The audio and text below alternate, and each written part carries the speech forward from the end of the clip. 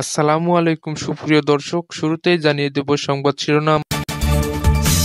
শুরুতেই থাকছে ব্যবস্থা না নিলে অন্তর্বর্তী সরকারের উপর আস্থা থাকবে না বললেন মির্জা ফখরুল ইসলাম আলমগীর।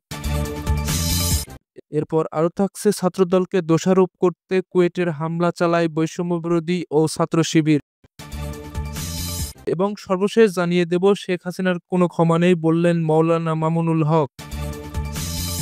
এতক্ষণ শুনছিলেন সংবাদ শিরোনাম, তবে তার আগে সর্বশেষ আপডেট সংবাদ পেতে আমাদের চ্যানেলটি সাবস্ক্রাইব করুন। এবারে বিস্তারিত। ব্যবস্থা না নিলে অন্তর্বর্তী সরকারের উপর আস্থা থাকবে না বললেন মির্জা ফখরুল ইসলাম আলমগীর। সরকারে বসে সরকারের সব সুযোগ সুবিধা নিয়ে দল গঠন করলে কখনোই মেনে নেওয়া হবে না বলে হুঁশিয়ারি দিয়েছেন বিএনপির মহাসচিব মির্জা ফখরুল ইসলাম আলমগীর। অন্তর্বর্তী সরকারের প্রতি যে বিষয়ে ব্যবস্থা নেওয়া হলে আহ্বান জানিয়েছেন তিনি বলেন, তা না হলে জনগণের যে আস্থা আপনাদের উপর আছে সে আস্থা আপনাদের উপর আর থাকবে না। বৈষম্য বিরোধী ছাত্র আন্দোলন ও জাতীয় নাগরিক কমিটির উদ্যোগে নতুন রাজনৈতিক দল গঠন নিয়ে আলোচনার মধ্যে আজ বুধবার এক আলোচনা সভায় কথা বলেছেন বিএনপির মহাসচিব। বিএনপির ছাত্র সংগঠন এর উদ্যোগে দুপুরে খামারবাড়িতে কৃষিবিদ ইনস্টিটিউট মিলাতনে এই আলোচনা সভা হন। গত মাসে বিবিসি বাংলাকে এক সাক্ষাৎকারে মির্জা ফখরুল ইসলাম আলমগীর বলে, অন্তর্বর্তী সরকারকে নিরপেক্ষ বজায় রাখতে না পারলে নির্বাচন আয়োজন করতে পারবেন না, তখন আরেকটি নিরপেক্ষ সরকারের প্রয়োজন হবে।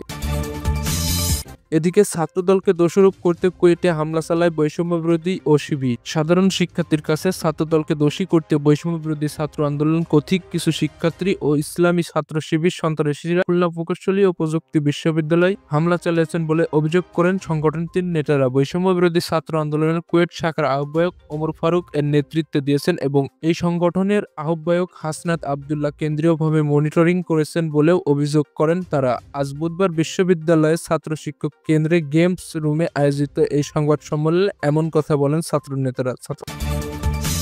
অপরদিকে শেখ হাসিনার কোনো ক্ষমা নেই বললেন মাওলানা মামুনুল হক। ভারতে আশ্রয় নেওয়া ক্ষমতাচ্যুত প্রধানমন্ত্রী শেখ হাসিনার কোনো ক্ষমা নেই বলে হুঁশিয়ারি করলেন বাংলাদেশের খেলাফত মজলিসের আমির মাওলানা মোহাম্মদ মামুনুল হক। তিনি বলেন, শেখ হাসিনাকে ক্ষমা করা হলে বাংলাদেশের মানুষ আর মাথা উঁচু করে দাঁড়াতে পারবে না। শুধু শেখ হাসিনা নয়, তার মন্ত্রিসভার প্রত্যেক সদস্যকে বিচারের কাঠগড়ায় দাঁড় করাতে হবে। আজ মঙ্গলবার বিকেলে কক্সবাজার কেন্দ্রীয় ঈদগাহ ময়দানে বাংলাদেশের খেলাফত মজলিস আয়োজিত এক গণসমাবেশে প্রধান অতিথির বক্তব্যে মামুনুল হক এসব কথা বলেন।